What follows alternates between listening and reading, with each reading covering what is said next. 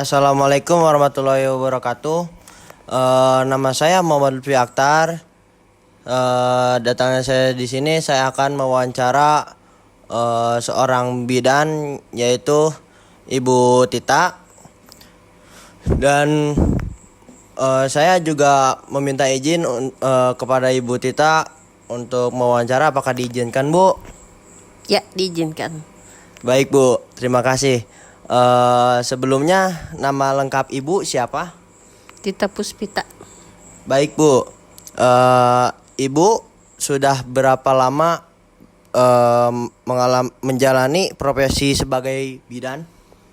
1/4 abad alias 25 tahun. Wow, guys, sudah sekitar 25 tahun, lama juga ya.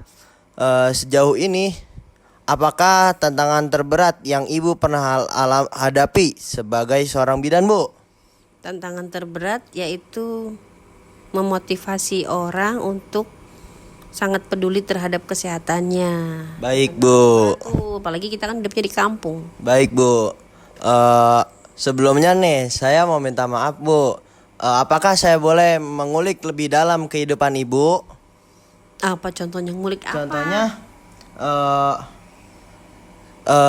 kisah riwayat Ibu, seperti riwayat Ibu, apa aja deh gitu, Bu. Pas selama menjadi bidan dulu, Bu. Kisah apa? Kisah yang nggak enak apa kisah Iya, yang enak? Bu, yang kagak enak, Bu. Kisah yang nggak enak. Ya, Ya enak nggak enak ya dijalanin aja, soalnya bidan itu kan profesinya kemanusiaan, bertanggung jawab terhadap nyawa. baik, Bu. Dulu riwayat Ibu apa, Bu? Riwayat Ibu. Riwayat apa? Riwayat sekolah Ibu. Oh, pendidikan yang pernah Ibu alami, pendidikan yang pernah Ibu jalani selama Iya, Bu. selama Ibu mau jadi bidan. Iya, Bu. Proses perjalanannya mau jadi bidan itu seperti apa gitu? Iya, Bu. Maaf, Bu. Oh, Ya. ya sekolahnya seperti sekolah biasa dari SD, SMP. Kalau zaman dulu kan kita bukan sekolah SMA, kita tuh setara dengan SMA, yaitu sekolah perawat. Habis sekolah perawat ngambil lagi D1 kebidanan.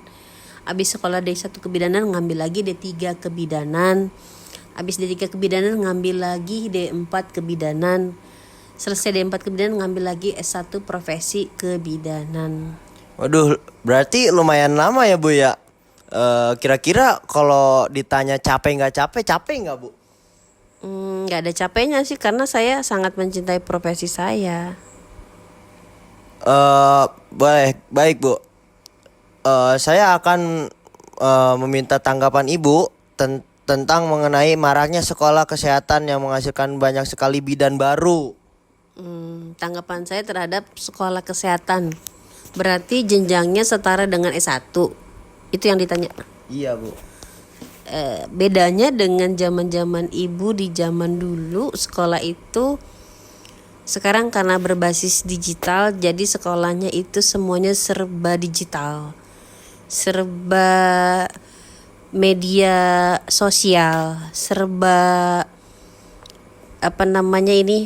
serba teknologi. Jadi semuanya sekarang lebih ke mengarah ke pendidikan itu menurut saya lebih ke mencetak generasi yang instan.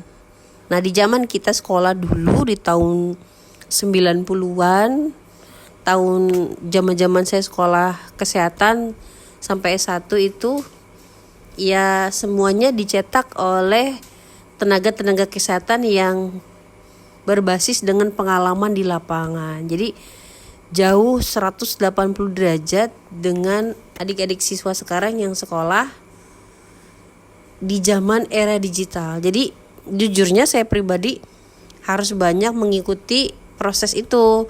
Ya cuman tadi kembali karena kesempatan, karena kemauan dan keinginan seseorang tuh kadang ya suka di luar kendali gitu loh. Yang harusnya saya mengikuti peradaban zaman udah banyak berubah, sekarang kan semuanya era media gitu kan, era digital kayak gini kan, semuanya dipelajari dengan tekniknya komputerisasi. Nah, zaman dulu kita ya terbatas, untuk media kayak gini tuh gak ada. Nah itu dia. Oke, baik Bu. Dan mungkin ini adalah pertanyaan terakhir untuk Ibu.